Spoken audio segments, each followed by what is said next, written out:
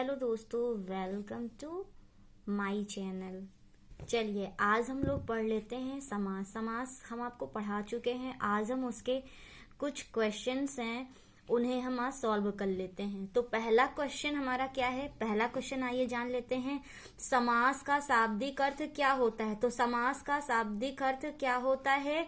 संक्षेप, विस्तार, विग्रह, विच्छेद। तो क्या होता है दोस्तों? हमने आपको बताया था कि समास का शाब्दिक अर्थ क्या होता है?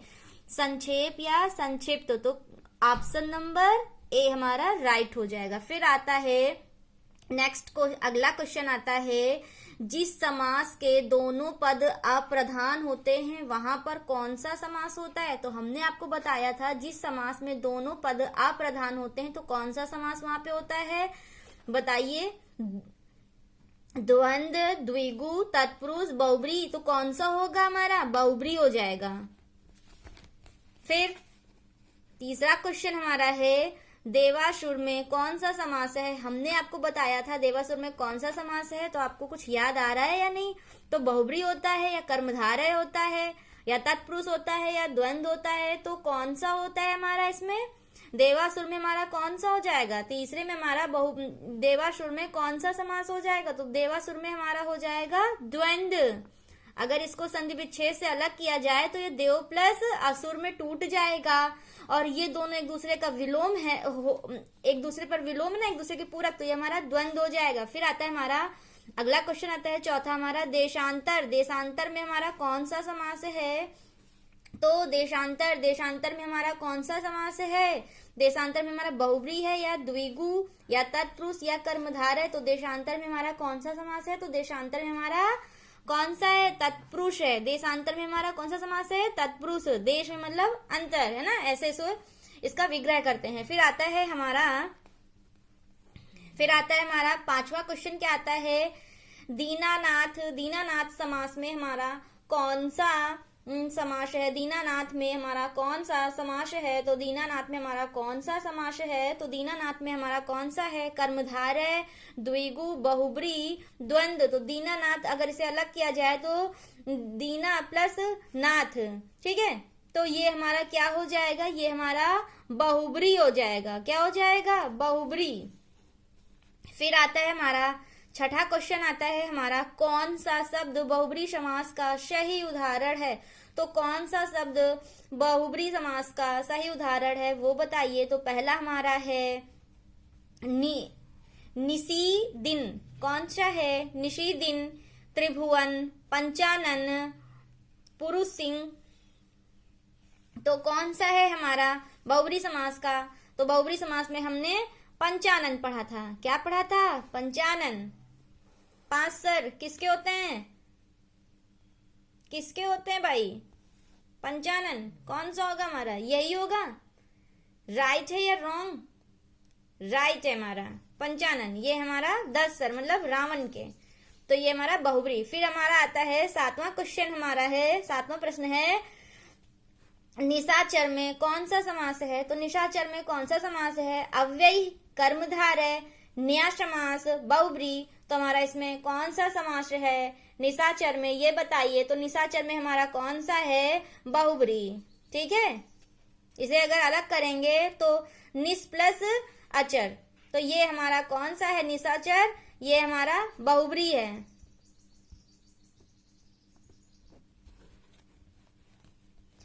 अगला हमारा आठवां क्वेश्चन आता है, 10 मुख। 10 मुख में कौन सा समास है? तो 10 मुख में कौन सा समास है? कर्मधारय, बहुब्री, तत्पुरुष, द्विगु। तो कौन सा है? हमने आपको चारों विकल्प ऑप्शन दिखा दिए हैं। अब आप बताइए इसमें हमारा कौन सा होगा? तो 10 मुख में हमारा कौन सा है? बहुब्री। कौन सा है? बहुब्री समास।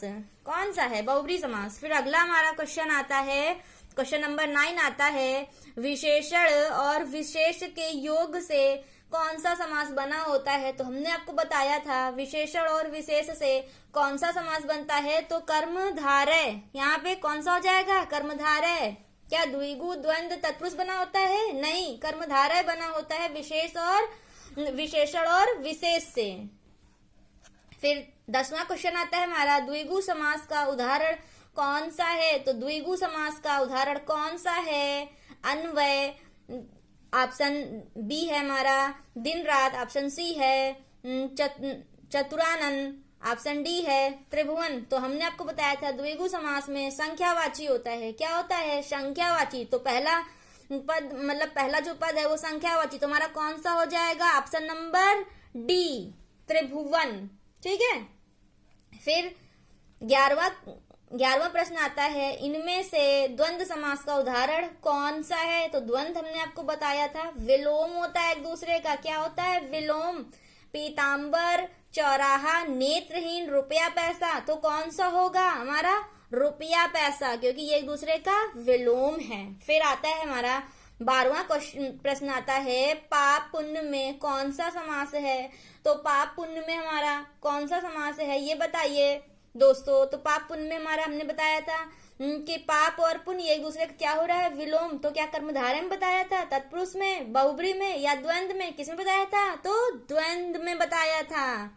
एक दूसरे का विलोम होता है। फिर आइए देखते हैं 13वां प्रश्न आता है हमारा, देश प्रेम में कौन सा समास है। तो देश प्रेम में हमारा कौन सा समास है ये बताइए। हमने आपको बताया था देश प्रेम में कौन सा समास है। अगर इसे अलग किया जाए तो देश प्लस प्रेम, ठीक है, देश प्रेम, या इसको अगर विग्रह करेंगे तो इसका क्या हो जाएगा, देश से प्रेम करने वाला। ये हमारा क्या हो जाएगा बताइए दोस्तों, अव्यय होगा या द्विगु होगा या तत्पुरुष या बहुब्री। तो हमारा क्या होगा ये बताइए। 13वें क्वेश्चन में हमारा कौन सा विकल्प होगा। तो 13वें क्वेश्चन में हमारा क्या होगा, देश से प्रेम करने वाला, यानी तत्पुरुष। क्या हो जाएगा, तत्पुरुष हो जाएगा हमारा, ऑप्शन नंबर बी राइट हो जाएगा। फिर अगले क्वेश्चन में आते हैं। क्वेश्चन नंबर 14 में क्या है, अन्यायास में कौन सा समास है। अन्यायास में हमारा कौन सा समास है ये बताइए। तो अन्यायास में हमारा कौन सा समास है, हमने ये हमारा न्या होगा या द्विगु या द्वंद्व या अव्यय भाव। अगर इसे अलग किया जाए तो आ प्लस न्याय, आ प्लस न्यास क्या हो जाएगा, आ धन न्यास। आ धन न्यास, आ मतलब होता है नहीं, यानी नकारात्मक को बताता है। तो ये हमारा हमने बताया था नकारात्मक किसमें बता रहा है, नकारात्मक हमारा न्या में बता रहा है। तो हमारा यहाँ पे न्या समास हो जाएगा। फिर प्रश्न नंबर 15 में आते हैं। यहाँ हमारा है गौशाला में कौन सा समास है। तो गौशाला में कौन सा है, तत्पुरुष, द्वंद्व, कर्मधारय, द्विगु। तो द्वंद्व में हमने बताया था विलोम होता है एक दूसरे का, द्विगु संख्यावाची होता है, कर्मधारय विशेषण और विशेष होता है। तो हमारा यहाँ पे क्या इनमें से कोई मिल रहा है, नहीं। तो हमारा ये तत्पुरुष समास, गायों के लिए शाला क्या हो जाएगा हमारा, क्या हो जाएगा हमारा क्वेश्चन नंबर 15 में क्या हो जाएगा, गायों के लिए शाला मतलब तत्पुरुष जिसमें भाई गाय रहती हैं। फिर आता है हमारा क्वेश्चन नंबर 16। इसमें क्या है, शाग पात में कौन सा समास है। तो साग पात एक दूसरे का विलोम हो रहा है। क्या हो रहा है, विलोम हो रहा है। तो एक दूसरे का विलोम किसने बताया था, अव्यय भाव में, नहीं। इसमें हमारा क्या होता है, उपसर्ग लगा होता है अव्यय भाव में। कर्मधारय में विशेषण और विशेष होता है, तो कर्मधारय भी नहीं है। फिर हमारा द्वंद्व एक दूसरे का विलोम होता है, ये एक दूसरे का विलोम होता है। और द्विगु में हमारा पहला पद संख्यावाची होता है, तो इसमें कौन सा हो जाएगा, सागपात में हमारा द्वंद्व हो जाएगा, एक दूसरे का विलोम है। फिर आते हैं हम क्वेश्चन नंबर 17 में। इसमें क्या है, नील कमल में कौन सा समास है। तो नील कमल में कौन सा समास है। अब यहीं से ही आप क्वेश्चन पकड़ लीजिए। अगर इसे अलग किया जाए तो नील धन कमल। तो नील हमारा क्या है, विशेषण है, और कमल क्या है, विशेष यानी संज्ञा है। तो ये हमारा ये किसमें बताया था हमने, ये हमारा क्या हो जाएगा, बहुब्री होगा या कर्मधारय होगा या तत्पुरुष या द्वंद्व। जल्दी बताइए क्वेश्चन नंबर 16 में हमारा कौन सा ऑप्शन होगा। तो क्वेश्चन नंबर 16 में हमारा क्वेश्चन नंबर 17 में हमारा कौन सा ऑप्शन होगा, नील कमल में हमारा कौन सा समास हो जाएगा। तो नील कमल किसमें होता है, कर्मधारय में विशेषण और विशेष हो जाएगा। तो हमारा ये सही हो जाएगा, ऑप्शन नंबर सी। फिर आता है हमारा अगला प्रश्न आता है 18। हमारा कौन सा प्रश्न है? प्रश्न नंबर 18। इसमें क्या आता है? भाई बहन में कौन सा समास है? तो भाई बहन एक दूसरे का विलोम है, द्वंद्व में या द्विगु, बहुब्री, तत्पुरुष तो किसमें होता है? ये भाई बहन विलोम हमने किसमें बताया था? ये हमारा होता है द्वंद्व में। तो ऑप्शन नंबर ए राइट हो जाएगा हमारा। फिर आते हैं हमारा क्वेश्चन नंबर 19 में क्या आता है?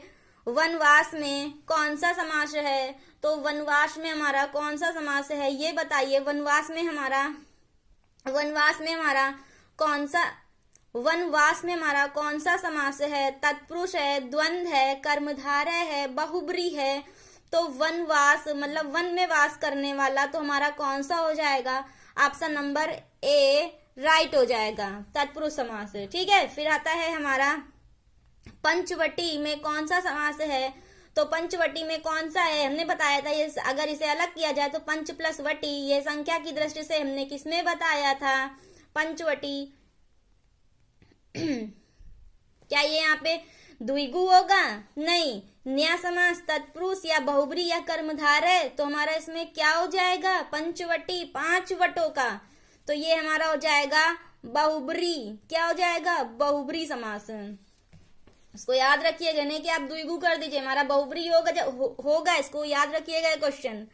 फिर आता है हमारा आजन्म शब्द डैश का उदाहरण किसका है? तो आजन्म, ये अगर इसे अलग किया जाए संधि विच्छेद से तो आ प्लस जन्म में, आ धन जन्म में अलग हो जाएगा। तो ये हमारा यहाँ पे ये जो आ है, ये आ हमारा क्या है? उपसर्ग। तो उपसर्ग हमारा किसमें होता है? अव्यय भाव में या द्वंद्व में, तत्पुरुष में, द्विगु में, तो किसमें होता है?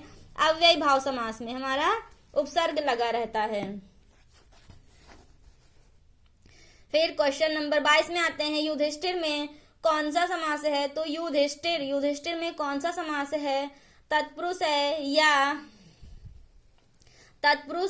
या कौन सा है? आलुक समास या बहुब्री या कर्मधारय। तो हमारा क्वेश्चन नंबर 22 में कौन सा समास हो जाएगा? तो क्वेश्चन नंबर 22 में मतलब युधिष्ठिर में कौन सा है? जो युद्ध में स्थिर रहे, तो ये कौन सा हो जाएगा? तत्पुरुष समास। कौन सा हो जाएगा? तत्पुरुष। फिर क्वेश्चन नंबर 23 में आते हैं, गगनचुंबी में कौन सा समास है? तो गगनचुंबी में कौन सा समास हो जाएगा? बहुब्री, तत्पुरुष, अव्यय भाव, कर्मधारय। तो हमारा कौन सा समास हो जाएगा ये बताइए। तो गगनचुंबी में हमारा कौन सा समास हो जाएगा? तो तत्पुरुष। अगर इसका विग्रह किया जाए तो ये क्या हो जाएगा? गगन को चूमने वाला, तो ये हमारा तत्पुरुष हो जाएगा।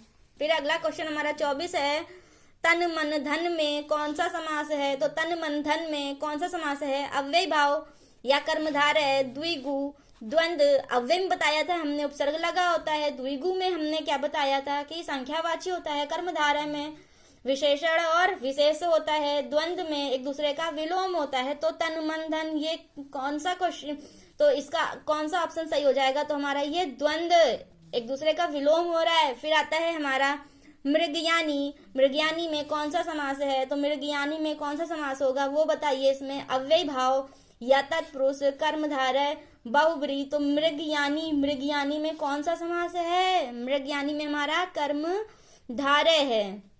मृग प्लस, अगर इसे अलग किया जाए संधि विच्छेद से तो मृग प्लस न्यानी, तो मृग हमारा क्या हो जाएगा? विशेषण, और न्यानी हमारा क्या हो जाएगा? विशेष यानी संज्ञा। तो ये हमारा कर्मधारय समास है। दोस्तों, अगर आपको ये क्वेश्चन नंबर वाली ये आपको अभ्यास पसंद आया हो तो आप इसे लाइक करें, शेयर करें एंड चैनल को सब्सक्राइब करें। धन्यवाद दोस्तों।